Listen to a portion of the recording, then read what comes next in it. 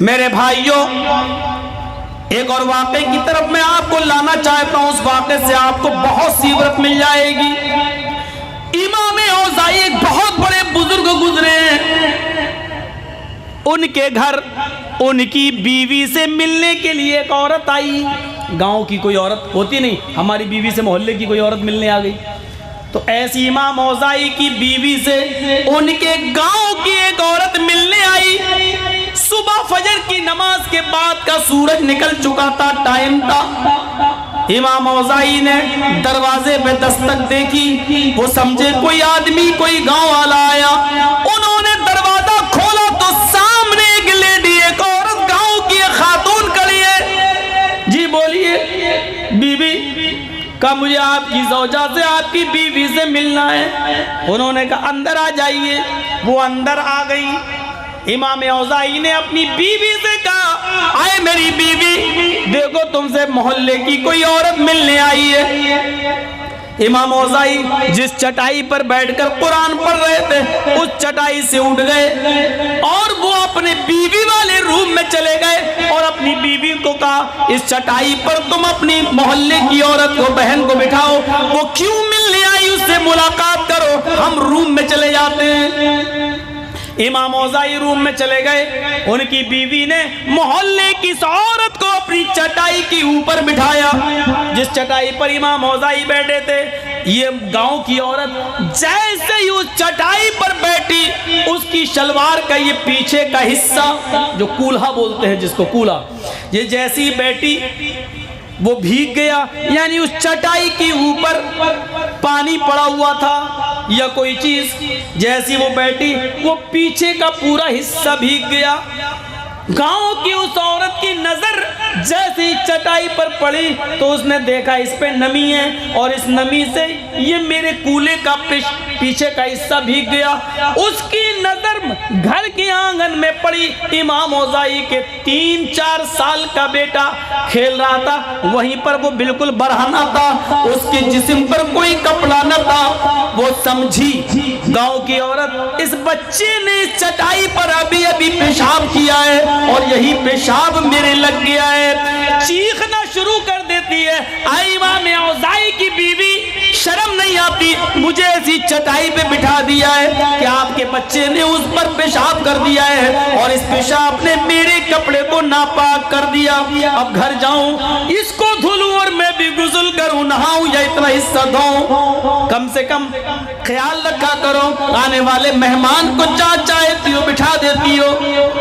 امام اوزاعی کی بیوی کہتی ہے میری بہن غصہ مت ہوئیے، تم بے دھڑک ہو کر نماز پڑھ سکتی ہو، قرآن پڑھ سکتی ہو. میں گارنٹی کے ساتھ کہتی ہوں کہ تمہارا کپڑا ناپاک نہیں ہوا ہے، یہ پیشاب نہیں ہے. وہ کہتی ہے کہ میں کیسے مان لوں یہ پیشاب نہیں ہے، آپ کا بیٹا ننگا ہے، برہنہ ہے، آپ کے ساتھ اس چٹائی سے ابھی یہاں اٹھا ہے اور آپ کہہ رہی ہو کہ یہ پیشاب نہیں ہے. ابھی ابھی تو امام اوزاعی یہاں بیٹھے تھے، وہ اٹھ کے گئے ہیں اور اس بچے نے پیشاب کیا ہے اور تم کہہ رہی ہو پیشاب نہیں ہے. امام اوزاعی کی بیوی تھوڑا سخت لہجے میں آئی، کہنے لگی میں اس گھر کی مالکہ ہوں، اس گھر کی عورت ہوں، مجھ سے زیادہ تم نہیں جانتی ہو. اے میری بہن، میں تم سے گارنٹی کے ساتھ کہتی ہوں یہ پیشاب نہیں ہے. اتنا بس مان لو، تم ناپاک نہیں ہوئی ہو، کپڑا تمہارا ناپاک نہیں. اس نے پھر ضد کی اے میری بہن اگر یہ پیشاب نہیں تو میرا کنفیوژن دور کرو، پھر بتاتی کیوں نہیں ہو کہ کیا یہ پانی ہے؟ کہا نہیں پانی بھی نہیں ہے. پانی نہیں ہے، پیشاب بھی نہیں ہے تو کیا ہے؟ پھر میرے شک کو کیوں دور نہیں کر رہی ہو؟ میرا کنفیوژن دور کرو. تحقیق کرنے میں کیا برائی ہے، میں تحقیق کر رہی ہوں. امام اوزاعی کی بیوی کہتی ہیں میں یہ بتانا نہیں چاہتی تھی لیکن تم نے مجبور کر دیا تحقیق کے نام پر، اس لیے میں تمہیں بتا رہی ہوں. اے میری بہن، جس چٹائی پر نمی ہے یہ حقیقت میں پانی نہیں، پیشاب نہیں، یہ میرے شوہر امام اوزاعی کے آنکھوں سے گرنے والے آنسو ہیں، ان کی آنکھوں سے ٹپکنے والے آنسو ہیں. وہ فجر کی نماز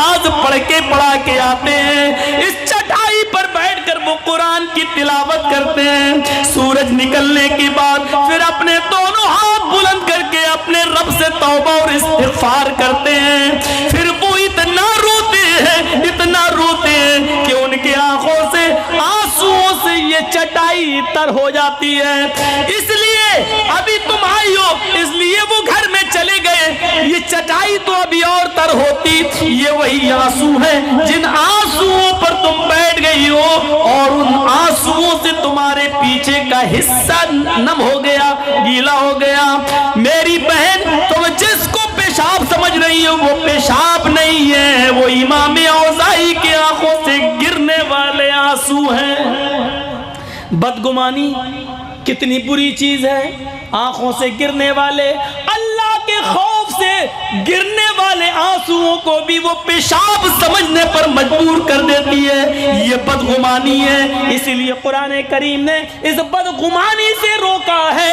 या अय्युहल्लज़ीना आमनु इज्तनिबू कसीरम मिनज़्ज़न इन्न बअज़-ज़न्नि इस्मुन। ऐ मुसलमानों, तुम अपने भाई के बारे में ज्यादा बुरा गुमान मत किया करो, ज्यादा बुरे ख्यालात मत लाया करो। ये औरत कौन है, क्यों आती है? इसका शौहर 6 साल पहले मर गया। इस वक्त ये आदमी कौन इसके घर जाता है? जाता है तो 1 घंटे के बाद क्यों निकलता है? ये आदमी इसके घर रोजाना क्यों आता है? ये बेवा है, इसका आदमी नहीं है। दूसरा आदमी इसके घर में क्यों जाता है? क्या रिश्ता है? इतनी देर और इतनी रात तक इसके घर क्यों रुकता है? आपको कोई हक नहीं है, आपको कोई भी हक नहीं है इस तरीके का ख्याल अपने घर में, अपने दिमाग में पैदा करने का। आपको जासूसी नहीं करना है, आपको गीबत नहीं करना है, आपको टोह नहीं लगाना है, आपको बदगुमानी किसी के दिल में के बारे में अपने दिल में नहीं पालना है। आपको हक ही नहीं है। आप ये सोचें।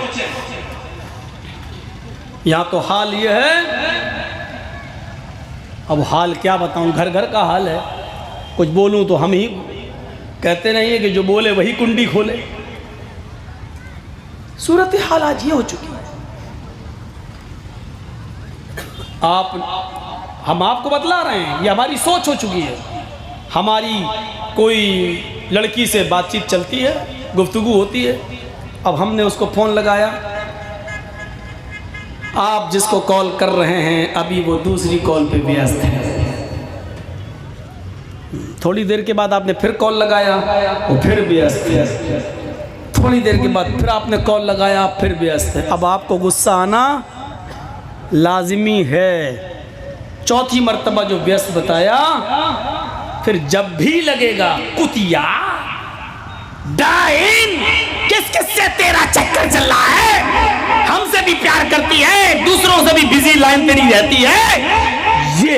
ये हमारे समाज की सबसे बड़ी प्रॉब्लम है। हमने अपने दिमागों में अब ये पाल रखा है, हो सकता है कि उसका बाप आईसीयू के अंदर एडमिट हो, ये भी हो सकता है कि वो ब्लड की जरूरत हो, वो अपने बाप के लिए ब्लड मांग रही हो और कई जगह फोन लगा रही हो और आपको रिस्पांस नहीं दे रही हो। जरूरी नहीं कि आप जो सोच रहे हैं वो हो। जरूरी नहीं कि मौलवी जर्जीस ने सोचा कि उसके पैर में जो लंगड़ापन है उसके पैर की मोच है। हकीकत ये भी हो सकती है कि चप्पल टूटी हुई हो सकती है। जरूरी नहीं कि आप जो सोच रहे हैं वो हो। जरूरी नहीं है मेरे भाइयों कि इमाम औज़ाई की बीवी से मिलने वाली औरत जिसको पेशाब समझ रही थी वो पेशाब नहीं, वो आंसू निकले। मेरे भाइयों, ये हमें सोच